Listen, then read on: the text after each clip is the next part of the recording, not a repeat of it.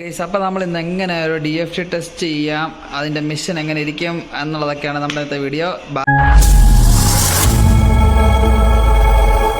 ബാക്ക്ഗ്രൗണ്ടിൽ വേറെ പല സൗണ്ട് കേൾക്കും, കാരണം ഞാൻ കമ്പനിയിലാണ്. അപ്പോൾ അതിൻ്റെ സൗണ്ടൊക്കെ ഉണ്ട്, അതൊക്കെ ഞങ്ങളൊന്ന് അഡ്ജസ്റ്റ് ചെയ്യുക. അപ്പോൾ ഇങ്ങനെയാണ് നമ്മുടെ DFT മിഷൻ വരുന്നത്. ഇതിലും അഡ്വാൻസ്ഡ് ഇപ്പോൾ ഇറങ്ങിയിട്ടുണ്ട്, പക്ഷേ നമ്മുടെ കമ്പനിയുടെ ഇപ്പോൾ ഇതേ ഉള്ളൂ.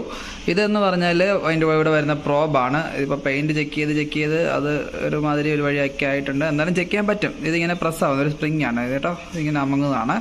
അതിൻ്റെ അറ്റത്ത് വന്നിട്ട് ഇങ്ങനൊരു പിന്നാണ്, വേണ്ട ഇങ്ങനൊരു പിൻ വരുന്നതാണ്. പിന്നെ വന്നിട്ടുള്ളത് ഇത് ഫിലിം. നമ്മളിതിൻ്റെ കാലിബ്രേഷൻ ചെയ്തിട്ട് നമുക്ക് ഇത് ചെയ്യാൻ പറ്റത്തുള്ളൂ. ഇതിപ്പം കാലിബ്രേഷൻ എന്ന് പറഞ്ഞാൽ വളരെ സിമ്പിളാണ്. ഒരു സ്റ്റീൽ പ്ലേറ്റ് ഉണ്ട്, അതുപോലെ ഇതേപോലെ ഒരു ഫിലിമുണ്ട്. ഇതേപോലെ ഒരു ഫിലിമുണ്ട്. ഇത് 100-ൻ്റെ ഫിലിമാണ്. അപ്പം ഇതിൻ്റെ അടിയിൽ ഒരു പ്ലേറ്റ് ഉണ്ട്.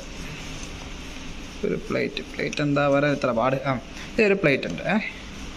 ഈ പ്ലേറ്റ് നമുക്ക് തൽക്കാലം ഇങ്ങോട്ട് വെച്ചിട്ട് ഈ 100-ൻ്റെ ഫിലിം ഇതിനെ മണ്ടക്കോട്ട് വെച്ച് നമ്മുടെ ഈ മെഷീൻ ഒന്ന് കണക്ട് ചെയ്തെടുക്കണം. അതിനിപ്പം ഞാൻ ഒറ്റ കയ്യിലാണ് വീഡിയോ എടുക്കുന്നത്, അതിൻ്റേതായ ബുദ്ധിമുട്ടുണ്ട്, അത് നിങ്ങളൊന്ന് ക്ഷമിക്കുക. അപ്പോൾ ഞാനൊന്ന് കണക്ട് ചെയ്യട്ടെ. അപ്പോൾ നമ്മൾ ഇവിടെ കണക്ട് ചെയ്തിട്ടുണ്ട്, കണ്ടോ, ഇത്രയും വയറൊക്കെ വന്നിട്ട് ഇത്രയും വയറേ ഉള്ളൂ, 1 മീറ്ററിനകത്തേ ഉള്ളൂ വയറിൻ്റെ നീളം. അപ്പോൾ അത് കണക്ട് ചെയ്തിട്ടുണ്ട്. കണക്ട് ചെയ്തിട്ട് നമുക്ക് മെഷീൻ ഒന്ന് ഓൺ ആക്കണം. അപ്പം വെൽക്കം എന്നൊക്കെ പറഞ്ഞ് വരും. വേറെ എന്തൊക്കെയാണ് വരും, അതൊന്നും എന്നോടൊന്ന് ചോദിക്കില്ല, എന്തോ അതൊന്നും എനിക്കറിഞ്ഞൂടാ. ഇപ്പോൾ ഇവിടെ ഇത് നേരത്തെ നമ്മൾ ചെയ്തതിൻ്റെ പല വാല്യൂസാണ് ഈ കിടക്കുന്നത്, നമ്പർ 1 നമ്പർ 2 എന്നൊക്കെ പറഞ്ഞിട്ടുള്ളത്.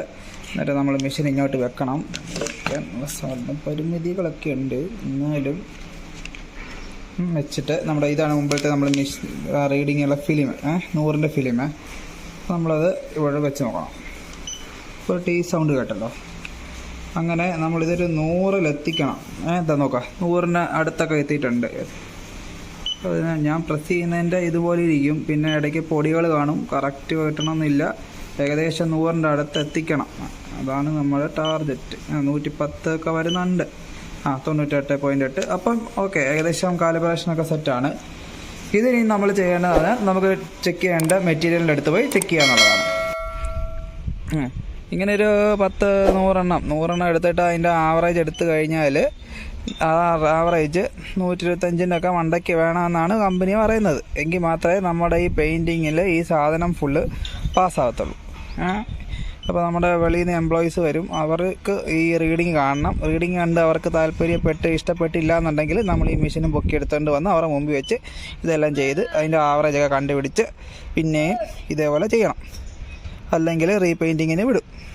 പിന്നെ ഉള്ളതെന്ന് പറഞ്ഞാൽ ഈ ചില ക്രിട്ടിക്കൽ ഏരിയാസ് ഉണ്ട്, ഈ അകത്തൊക്കെ ഈ വിടവൊക്കെ വരുന്നത്, അവിടെയൊക്കെയാണ് ഇത് കുറവ് വരുന്നത്. ഇവിടെയൊക്കെ കാണും, എന്ന് വെച്ചാൽ മണ്ടയ്ക്ക് കാണുന്നത് കാണാം. പെയിൻറ്റ് സ്പ്രേ പെയിൻറ്റിങ് ആയതുകൊണ്ട് ഇവിടെയൊക്കെ ആകും.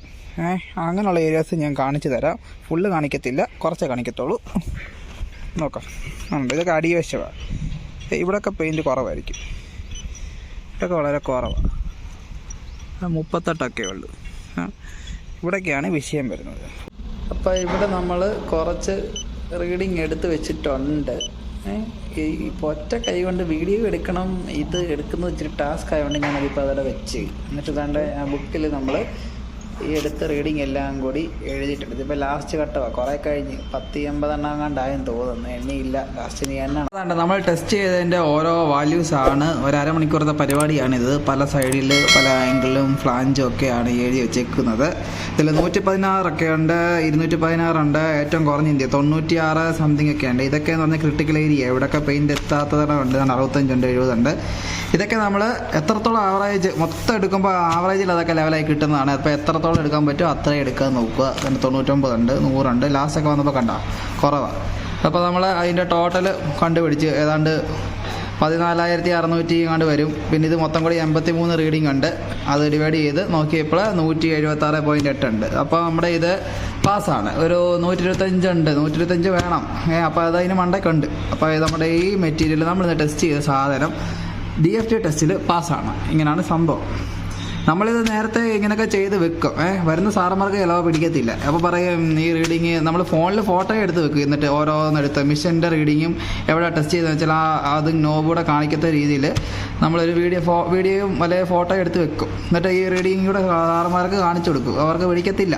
പിന്നെ അവർ വന്നിട്ട് പറയും, അവരുടെ മുമ്പ് വെച്ച് ചെയ്യാൻ പറയും. ഇത്രയും 100 എടുക്കുക, അതിൻ്റെ മീൻ വാല്യൂ എടുത്ത് ആവറേജ് കണ്ടുപിടിച്ച് ഇങ്ങനെ കൊടുക്കണം. ഇങ്ങനെ കൊടുത്താലേ ഇത് പാസ്സാക്കി കിട്ടത്തുള്ളൂ.